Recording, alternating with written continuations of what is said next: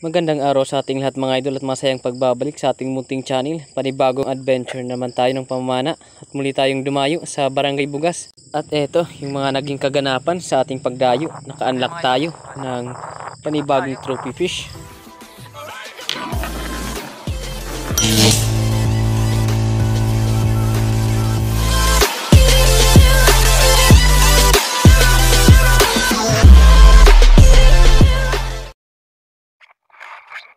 So yun, magandang araw sa ating lahat mga idol. Balian dito tayo sa Barangay Bugas. Yan, nagpambut lang kami dito ni Idol John para hindi kami mahirapan sa pag-uwi.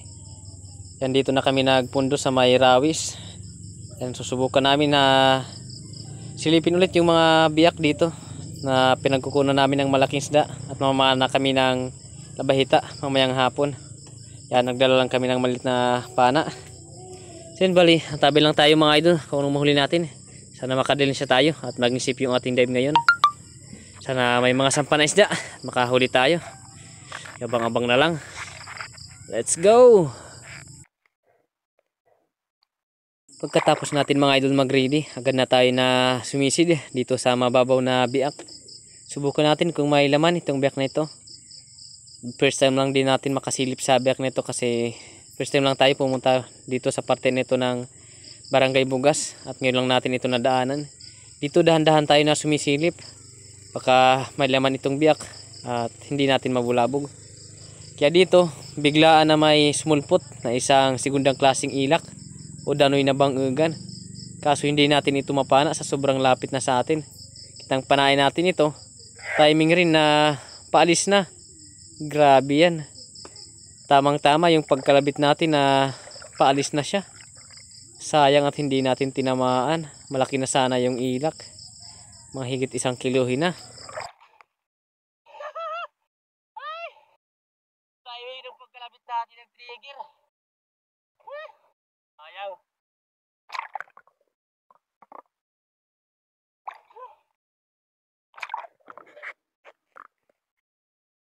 Dito mga idol habang nilalangoy natin itong malaking bahura. May napansin tayo na isda nagtatambay sa ibabaw nito. Akala natin isang butete. Kaya dito nang tingnan natin ng maayos, isa pala itong malaking barakuda. Kaya dahan-dahan tayo na lumalapit para hindi natin ito mabulabog. At nang makuha na natin mga idol ang saktong distansya, agad na natin ito natinira. Thank you Lord. Kala ko dito hindi maganda yung ating patama at hindi tumagos yung ating flapper. Kaya hinayaan ko lang yung barakuda na kumuha ng ating line hanggang sa napakahaba na talaga yung tinakbo ng barakuda na ito. At dito nang maka-resurface na tayo, naramdaman natin na parang hindi na lumaban yung barakuda. Ang nangyari pala dito, sumabit yung isda doon sa ilalim ng bahura. Napakalalim pa naman ng sinabitan. Kaya agad tayo na nang hinayang doon sa ating shaft at sa isda. Yabutin lang dito. Binigyan natin ng konting line yung isda para pag lumangoy ito matanggal dun sa kinasasabitan niya na bahura.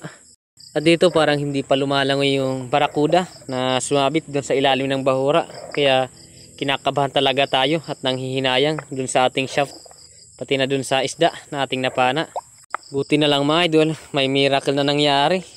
Eto, pusa ito na natanggal dun sa ilalim. Kaya dali-dali na natin ito na hinila para hindi na ito sumabit.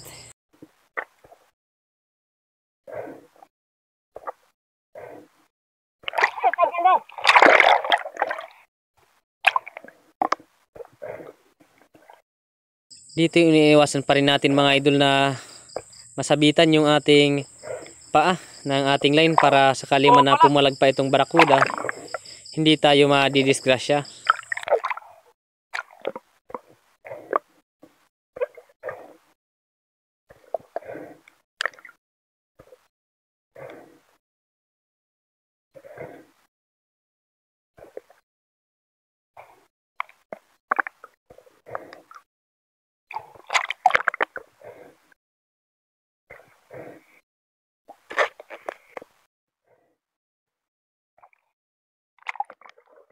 At dito mga idol, makalipas ang ilang minuto na paghihila natin dito sa barakuda na ating napana. Finally, malapit na ito sa atin. Nasa 5 dipa na lang ang distansya, kaya sinisigurado natin na hindi ito makakatanggal. Kaya nang makita natin yung ating flapper na tumagos pala yung ating shaft, agad na natin ito hinila ng mabilis para masecure na natin ito at hindi na ito makatakas.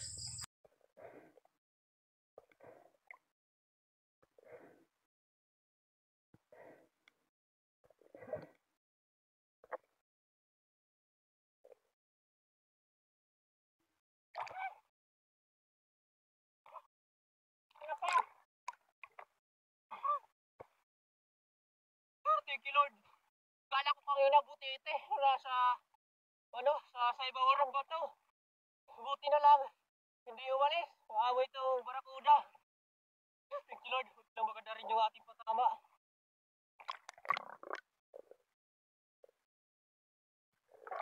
Salamat.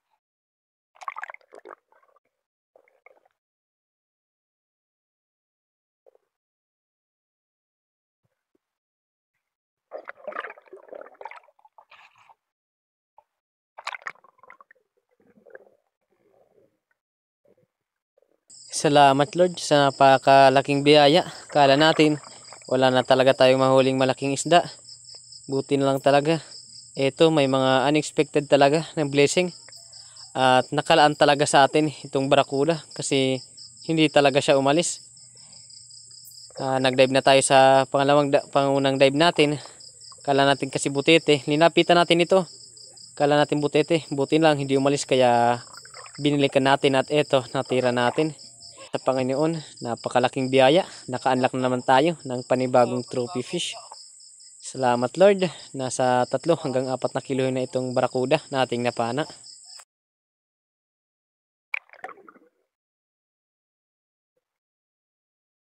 Bali, ito na mga idol yung na pinila natin. Haba ng tinakbo. Nasa 22 na dipa. Line na kinain.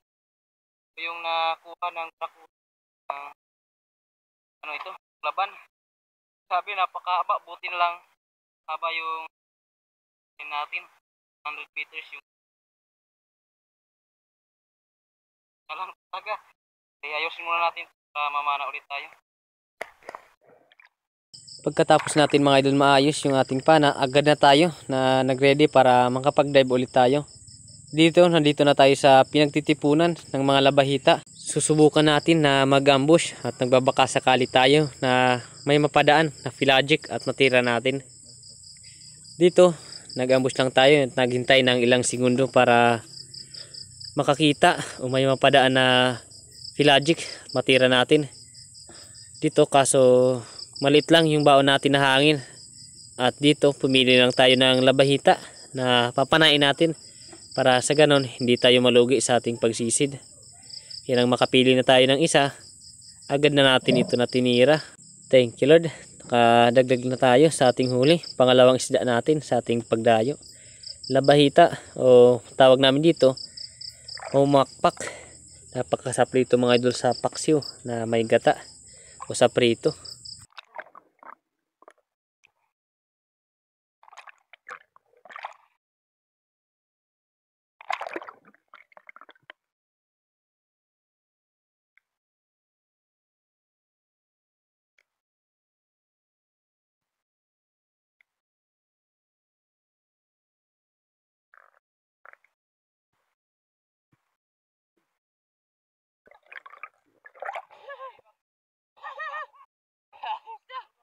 Labahita mga idol.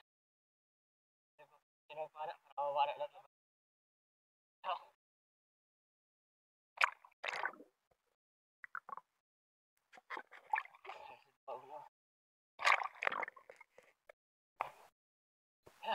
Anak mga idol. Nangat tayo ng labahita.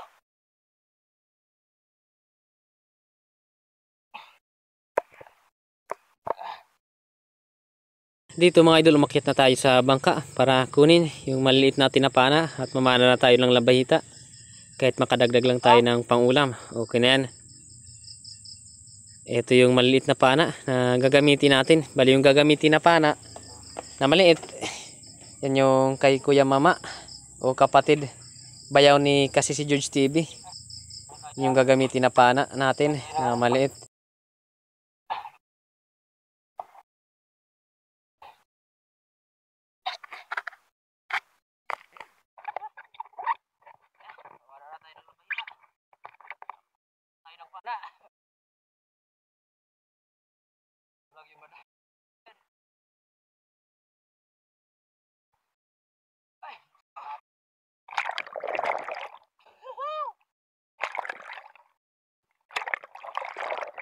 Ito yung huli ni Idol. Tayo di tayo pinalad. Napakarami tayo naglabay.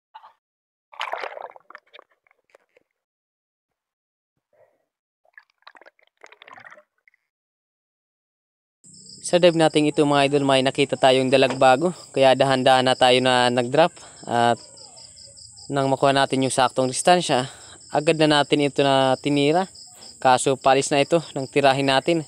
Kaya sa buntot natin tinamaan. Buti na lang hindi nakapunit. Thank you Lord. Tinamaan natin itong dalagbago. Nakadaming sisid na tayo, kaso yung napapana natin na mga labahita nakakapunit. At tinatamaan man natin, natatanggal lang.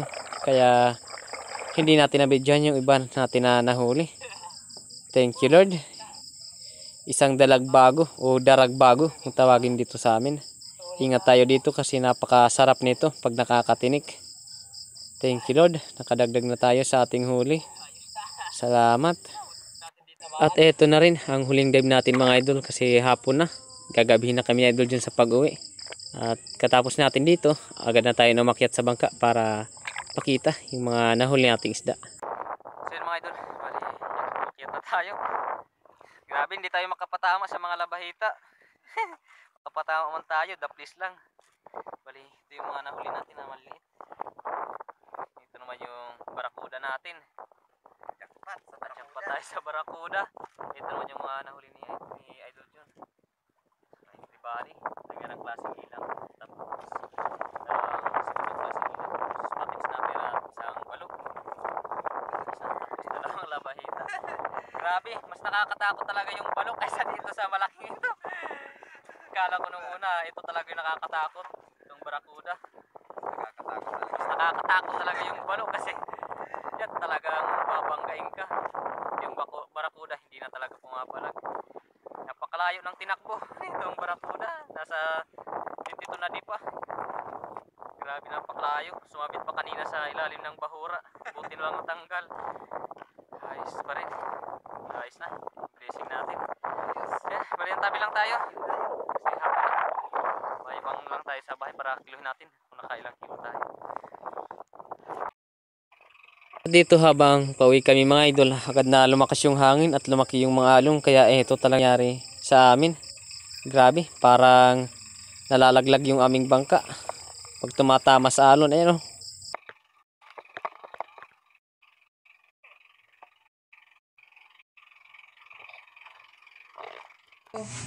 So yun mga idol, bali dito na tayo sa bahay. Bali dito lang yung nahuli natin.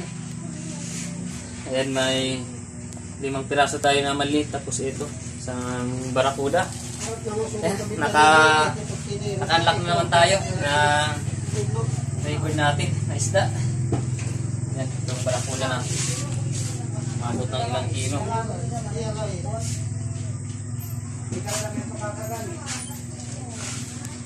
4 na kilot kalahati.